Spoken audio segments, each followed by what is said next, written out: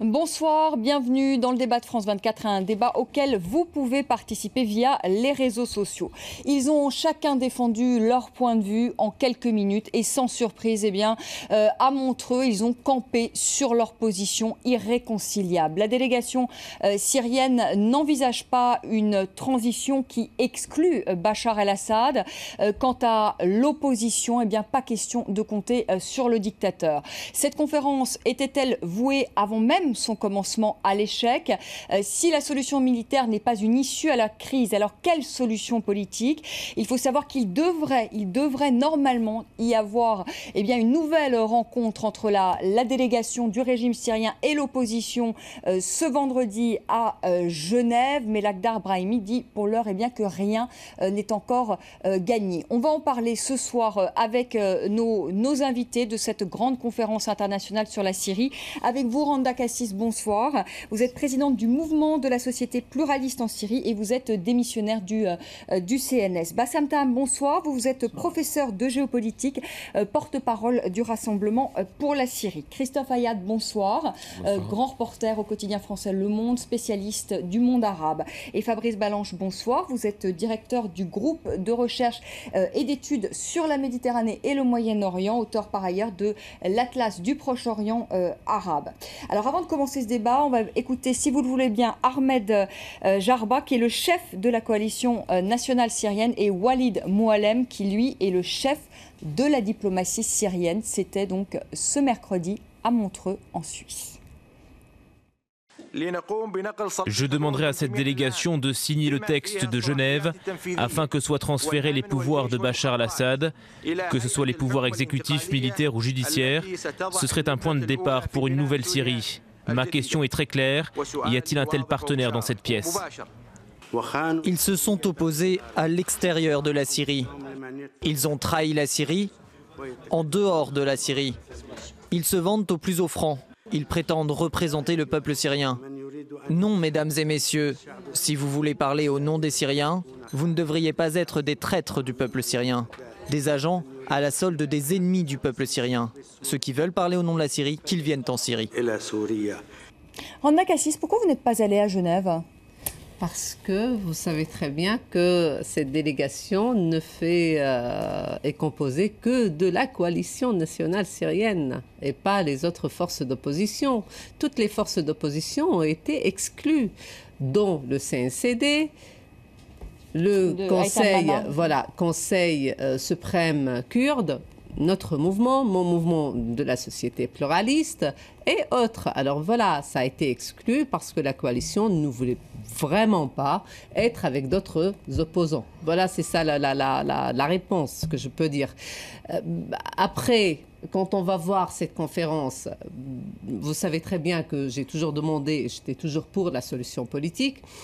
À vrai dire, l'importance de cette conférence de Genève 2, c'est une importance qu'on est devant une nouvelle période. Il y aura de toute façon d'autres initiatives. Ça veut dire qu'on a tourné la page de l'intervention militaire, de l'armement aux milices, plusieurs milices bien sûr, et nous sommes en train où il y a une volonté internationale de la communauté internationale de trouver une vraie solution et surtout une volonté russo-américaine afin de trouver une solution qui peut aboutir à un gouvernement de transition, mais bien sûr c'est dans le temps, ce n'est pas de tout pour le moment. Alors voilà, je crois toujours à ce processus politique. Donc vous dites que ce n'est pas une conférence pour rien. C'est-à-dire, oui, la conférence n'est pas pour rien, mais la délégation ne pourra rien faire. À vrai dire, j'ai de forts doutes que cette coalition ait la capacité de faire quoi que ce soit. Il n'y aura rien de tout, et on l'a vu d'ailleurs. Bon, ce que nous espérons maintenant, c'est d'avoir des petites avancées. Ça veut dire avoir de couloirs humanitaires, peut-être échange de prisonniers et des détenus. Même pour ça, j'ai de doutes parce qu'ils ne contrôlent plus rien sur le terrain. Qu'est-ce qu'ils contrôlent aujourd'hui après l'éclatement de cette coalition?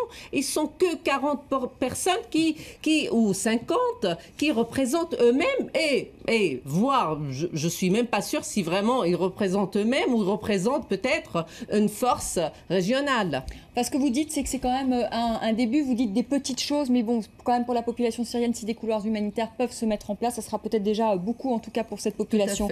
Bassam Tahan, pour vous, c'est une conférence qui était vouée à l'échec, c'est une conférence pour rien. Elle va se poursuivre d'ailleurs, on va en parler. C'est une formalité, et comme a dit ma compatriote, que je respecte beaucoup, elle a beaucoup de mérite pour ce qu'elle fait, elle montre vraiment un visage de la femme syrienne honorable, et pas vous n'avez pas toujours été d'accord, quand même. Pas celui, non, mais attendez, pas celui de la coalition des frères musulmans, des djihadistes, des takfiris et autres. Alors, elle a parlé et autres. Je ne vous cache pas, j'étais aussi candidat pour aller à Genève, dans cet autre. Parce que, moi aussi, j'ai des choses, des réformes à proposer au gouvernement. La religion du président de l'État ne doit pas être l'islam, et ça ne doit pas être mentionné dans la Constitution. Il en est de même, par exemple, pour ceux qui ont été à l'étranger, ces gens-là ne peuvent pas mener des carrières politiques parce que dans la nouvelle Constitution, ils n'ont pas le droit. Vous voyez ? Et tant d'autres choses. Donc, on a exclu des représentants du peuple syrien, beaucoup d'autres, et je ne dirais pas simplement des représentants du peuple syrien, mais puisqu'on parle de puissances importantes dans ce conflit, pourquoi on a exclu l'Iran?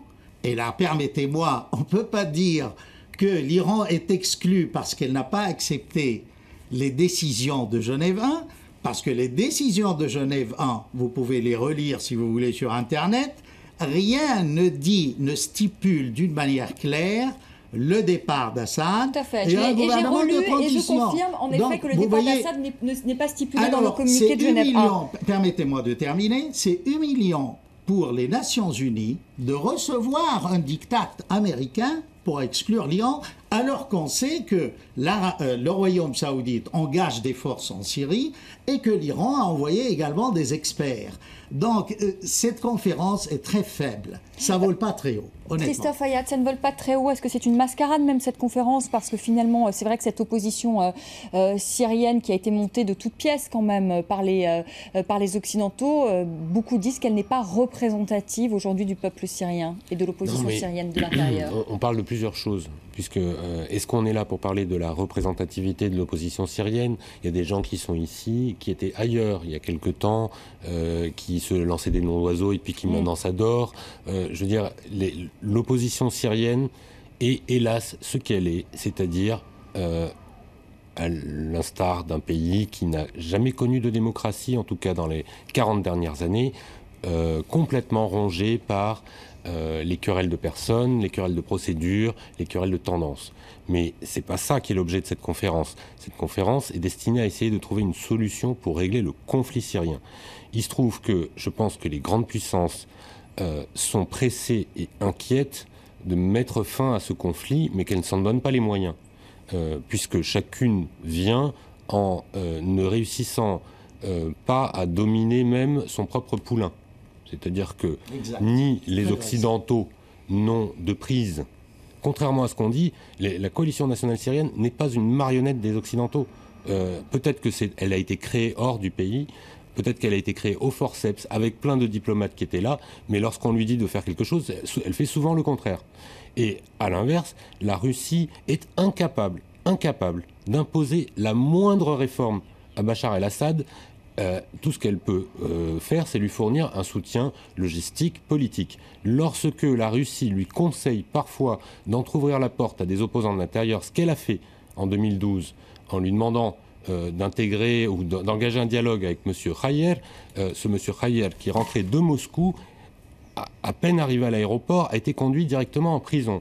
Il est disparu depuis et on pense qu'il est mort. Cet homme qui était un opposant agréé par Moscou, soutenu, disons, considéré comme légitime, a été probablement tué par les services de renseignement du régime. Donc, vous voyez aussi le genre de rapport qu'a Moscou avec son propre poulain. Voilà. Dernière chose, effectivement, je pense qu'il s'est joué quelque chose d'un peu compliqué avec l'Iran, qui était de l'ordre du jeu de dupes. C'est-à-dire que on a promis, et probablement à Washington, une participation à l'Iran, à condition que l'Iran reconnaisse les conclusions de Genève 1, et non pas le départ de Bachar el-Assad, mais les conclusions de Genève 1 qui parlent d'un gouvernement de transition doté de tous les pouvoirs exécutifs. législatif et judiciaire. Uniquement cela.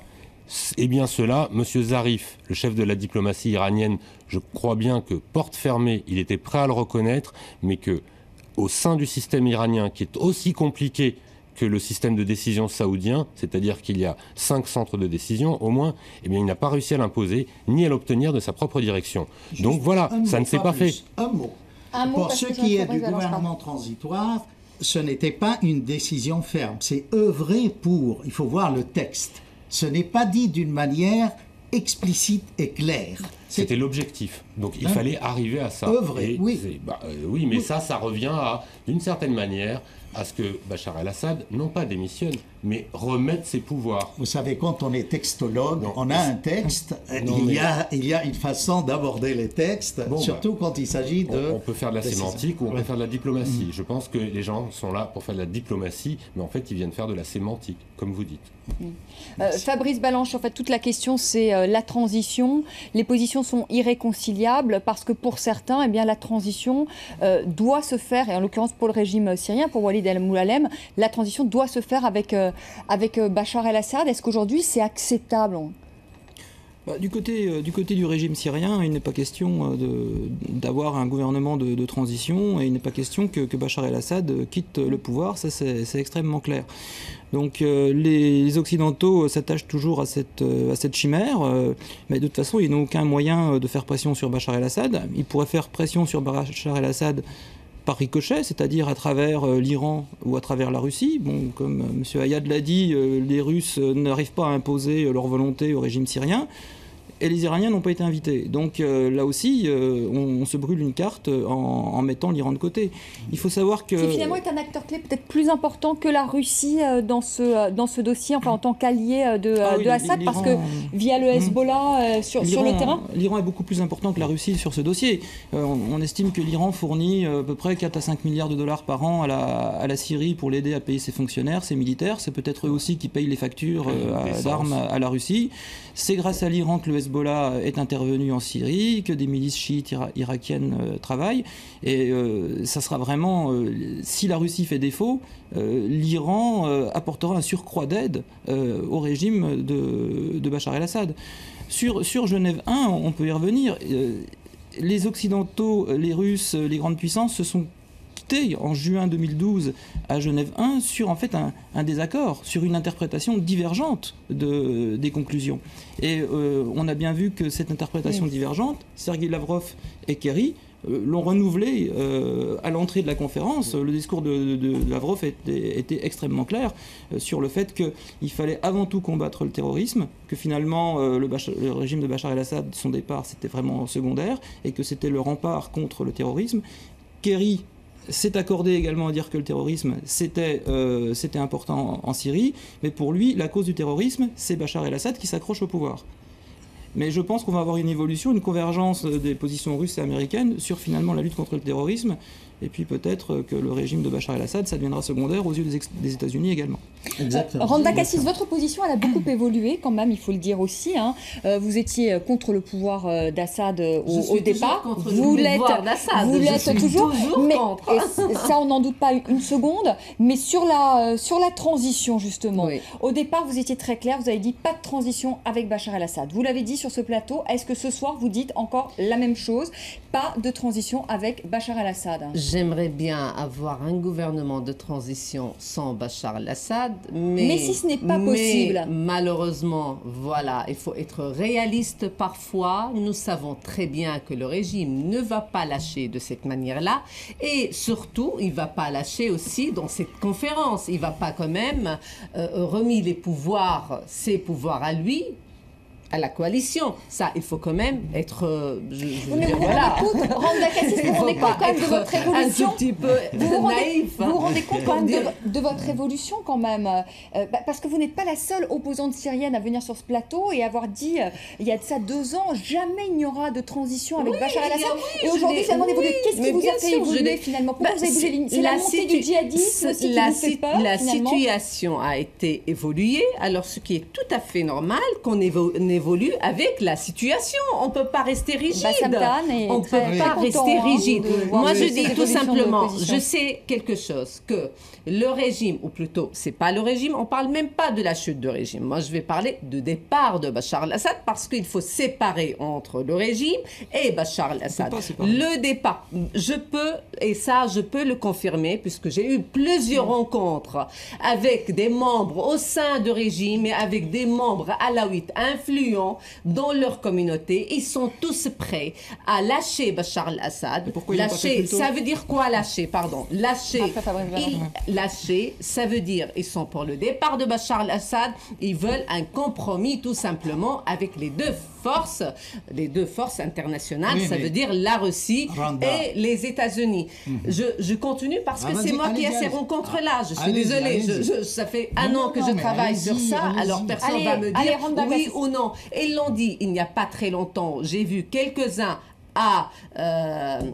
en Turquie, ils me l'ont dit, si vous croyez que nous combattons pour Bachar el-Assad, eh ben vous vous trompez. Nous combattons pour notre existence. En fait, ce que vous dites, Randa Kassis, c'est que finalement, dans le fond, on doit dire oui à une transition avec Bachar el-Assad, et puis après, vous misez sur des classiques du régime qui lâcheront le dictateur. J'ai même pas dit une transition avec Bachar el-Assad. Moi, j'ai dit tout simplement que cette conférence, pour réussir cette conférence, il faut être tout simplement, il faut négocier sur des choses pas très fâcheuses, c'est-à-dire à la place de parler de départ al-Assad, de départ de Bachar el-Assad et le transfert de pouvoir, il fallait parler quand même des couloirs humanitaires, il fallait parler d'échanges des prisonniers. Voilà. Non, mais ça c'est d'abord et après ça va aboutir. C'est un long processus, de toute façon tout le monde le sait, les Russes le savent, les Américains aussi, Monsieur Brahimi le sait aussi, c'est un long processus qui peut durer un an, même au-delà.